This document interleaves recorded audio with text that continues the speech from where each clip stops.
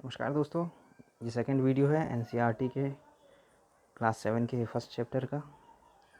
इस वीडियो में मैं आपको एक नया टॉपिक बताऊंगा, वो है नई और पुरानी शब्दावली। जैसा कि हम पढ़ रहे थे पुरानी वीडियो में ही कि जो चेंजेस हुए हैं 1000 सालों में 700 से लेकर के 1750 ईस्वी तक, उनके बारे में हम पढ़ रहे हैं। तो नई और पुरानी शब्दावली के बारे में ये क्या बताना चाह रहे हैं। देखिए, सबसे पहले मैं इसको रीड करूँगा word to word and then मैं आपको इसको समरी टाइप से बताऊंगा, ताकि आपको ये ना लगे कि जब हम एनसीईआरटी पढ़ने आए हैं तो हमें बुक पूरी ना पढ़ा करके सिर्फ समरी बता दी जा रही है। तो मैं आपको वर्ड टू वर्ड पढ़ूंगा पहले, फिर उसके बाद समरी बताऊंगा और जो इम्पोर्टेंट फैक्ट्स हैं उनसे आपको रूबरू कराऊंगा। तो इस समय हमारा टॉपिक है नई और पुरानी शब्दावली। इसके अलावा दूसरा टॉपिक भी है, उसको भी हम पढ़ सकते हैं इसके बाद। ठीक है, तो अगर समय के साथ साथ सूचनाओं के संदर्भ बदलते हैं तो भाषा और अर्थों के साथ क्या होता है। ऐतिहासिक अभिलेख कई तरह की भाषाओं में मिलते हैं। ये भाषाएं भी समय के साथ साथ बहुत बदली। तो ये कहना चाह रहे हैं कि समय के साथ साथ क्या होता है, सूचनाओं के जो रेफरेंस हैं, जो इन्फॉर्मेशन हमें मिलती है वो बदलती है। ठीक है, और भाषा के जो अर्थ हैं वो भी बदल जाते हैं। ठीक है, यानी कि पहले विदेशी भाषा का मतलब अलग होता था, आज विदेशी भाषा का मतलब अलग है।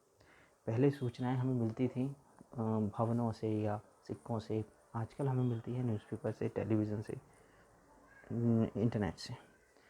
तो ऐतिहासिक अभिलेख कई तरह की भाषाओं में मिलते हैं। भाषाएं भी उस समय के साथ बदली हैं। जैसे मध्य युग की फारसी आधुनिक फारसी से भिन्न है, और ये भिन्नता सिर्फ व्याकरण और शब्द भंडार में ही नहीं आई है, उस समय के साथ शब्दों के अर्थ भी बदल जाते हैं। तो पहले मध्य युग की जो फारसी थी, मध्यकाल की जो फारसी थी और आधुनिक फारसी, उसमें फ़र्क है, ये बताया जा रहा है। साथ ही ये बताया जा रहा है कि शब्द भंडार तो बढ़े ही हैं, व्याकरण भी चेंज हुई है और उन शब्दों के अर्थ बदल गए।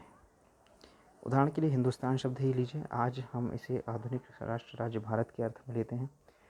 और 13वीं सदी में जब फारसी इतिहासकार मिन्हाज सिराज ने हिंदुस्तान शब्द का प्रयोग किया था तो उसका आशय पंजाब, हरियाणा और गंगा यमुना के बीच में स्थित इलाकों से था।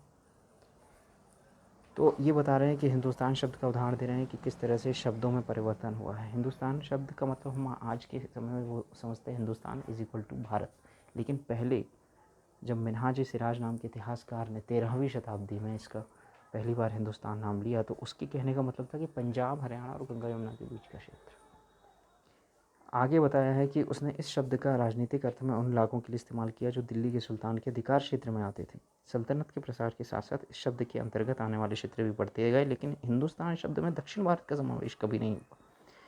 तो समय के साथ साथ क्या हुआ, जैसे जैसे सल्तनत काल के जो राजा थे, उन्होंने जैसे जैसे आगे, जैसे हमें पता है कि तुगलक जो है उन्होंने दक्षिण अभियान भी चलाया था। तो जब ये दक्षिण में चले गए और जहाँ जहाँ उनका फैलता गया साम्राज्य, वहाँ पर यानी दक्कन के पहले तक का जितना भी साम्राज्य है सल्तनत काल का या सुल्तानों के राज्य क्षेत्र में आने वाला क्षेत्रफल, उसको कहा जाता था हिंदुस्तान।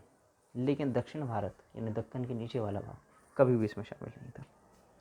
इसके विपरीत 16वीं शताब्दी के आरंभ में बाबर ने हिंदुस्तान शब्द का प्रयोग किया और इस उपमहाद्वीप के भूगोल, पशु पक्षियों और यहाँ के निवासियों की संस्कृति का वर्णन करने के लिए कहा। 16वीं शताब्दी में यानी 1500 ईस्वी के बाद की बात है, जब बाबर ने यहाँ पर आया तो उसने यहाँ की जो भौगोलिक क्षेत्र है और जो पशु पक्षी उनको देखकर कहा कि भाई इसे हम हिंदुस्तान शब्द कहेंगे। आगे अमीर खुसरो, जिन्होंने 14वीं शताब्दी में, देखिए जब ये शताब्दियाँ आती हैं तो आपको ये भी पता चल जाता है कि आमिर खुसरो जो है वो 14वीं शताब्दी में आया था, यानी 1300 से 1400। तो एक मोटे तौर पे हमें एग्जैक्ट सन नहीं, लेकिन हमें शताब्दी का तो अंदाज़ा हो ही जाता है कि आमिर खुसरो किस शताब्दी में थे। तो 14वीं शताब्दी में जब आमिर खुसरो द्वारा प्रयुक्त शब्द हिंद के ही कुछ कुछ समान था, मगर जहाँ भारत को एक भौगोलिक और सांस्कृतिक सत्व के रूप में पहचाना जा रहा था, वहाँ हिंदुस्तान शब्द से वे राजनीतिक और राष्ट्रीय अर्थ नहीं जुड़ते जो हम आज जोड़ते हैं। तो हिंद शब्द का प्रयोग किया गया अमीर खुसरो के द्वारा।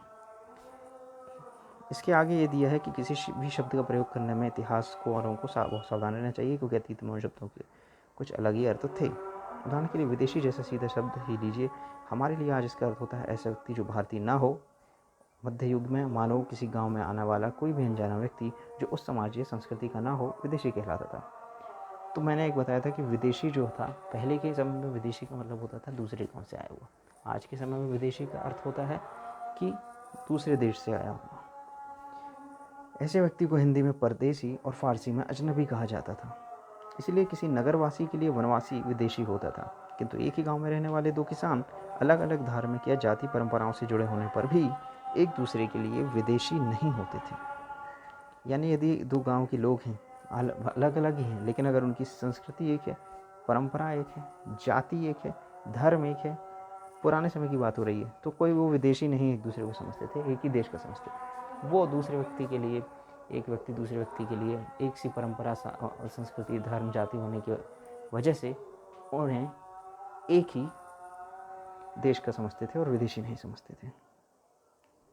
तो इस एक टॉपिक को हम ख़त्म कर चुके हैं। अगला टॉपिक है इतिहासकार और उनके स्रोत, जो हम अगले पार्ट में पढ़ेंगे। धन्यवाद।